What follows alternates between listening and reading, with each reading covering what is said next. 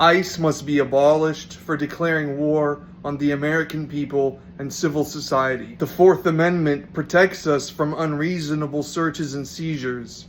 ICE has clearly violated this time and time again. The Fifth Amendment guarantees due process, but these detainees are kidnapped off the streets, detained without counsel, and often deported without ever having seen a judge. The United States is bound by the International Covenant on Civil and Political Rights. ICE violates all of these by deporting asylum seekers without due process, by separating families and placing children in cages, by detaining people indefinitely in inhumane conditions, and by forcibly sterilizing women in their custody, as documented by whistleblowers. You heard that correctly. ICE is sterilizing women so that they do not have kids.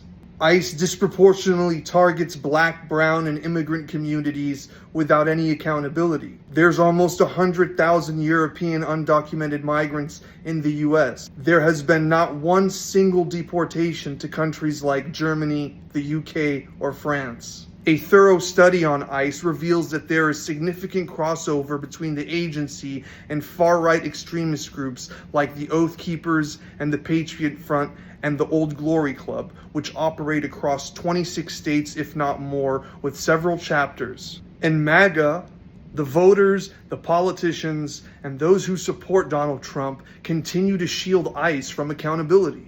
The best path forward in holding ICE accountable is to do the following. First, we must launch a class action lawsuit. We must pair those class action lawsuits with targeted, localized lawsuits.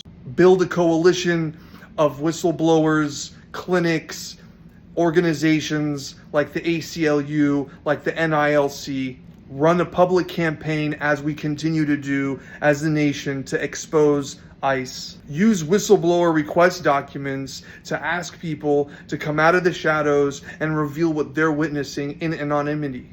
Ultimately, the militarization of ICE, the expansion of ICE to levels that exceeds the militaries of some countries across the world, is unconstitutional, violates our civil rights, and creates a barrier for our civil society to function normally.